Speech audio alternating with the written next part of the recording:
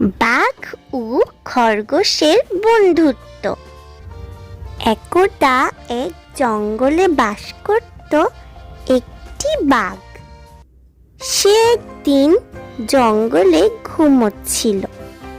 তখনই তার কাছে একটি খরগোশ এসেই তাকে দেখে ভয় পেয়ে পিছু হটে গেল।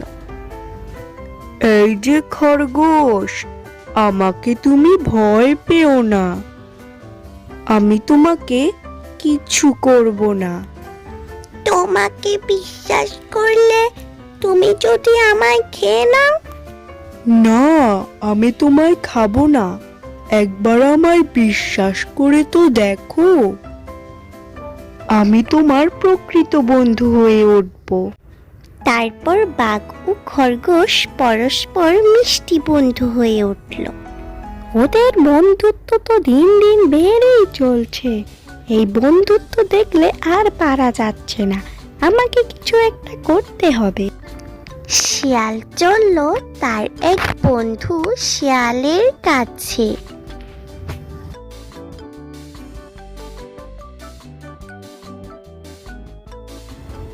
বন্ধু, তুই কি আমাকে একটা সাহায্য করে দিতে পারবি?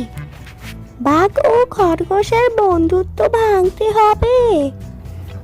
না বন্ধু, আমি তোর সাথে এই খারাপ কাজটা করতেই পারবো না। তুইও করিস না। বউটা সেই আর কথাকার, আমার কিছু একটা করতে হবে। ওই খরগোশটাকে মেরে ফেলাই ভালো, তাহলেই আমার এই খারাপ দিনগুলো দেখা লাগবে না। যখন খরগোশ লাফিয়ে লাফিয়ে এক জায়গায় যাচ্ছিল, তখন শিয়াল ধীরে ধীরে এসে তার উপর ঝাঁপিয়ে পড়ল। এবার তোকে কেউ বাঁচাতে পারবে না। এই দুষ্ট শিয়াল, তুই আমার বন্ধুকে ছুবিও না। বাঘকে এভাবে আসতে দেখে খরগোশ পালিয়ে গেল। বন্ধু, তুমি আমার প্রকৃত বন্ধু।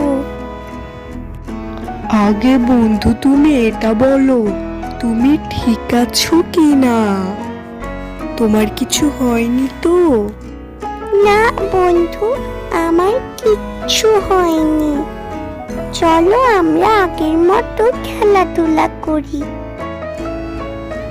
তারপর বাঘ ও খরগোশ আগের মতো খেলাধুলা করতে লাগলো, আর শিয়াল তাদেরকে কখনো বিরক্ত করতে আসলো না। বন্ধুরা, বিপদের সময় যে এগিয়ে আসে সেই প্রকৃত বন্ধু। ভিডিওটি ভালো লাগলে সাবস্ক্রাইব করে দিও।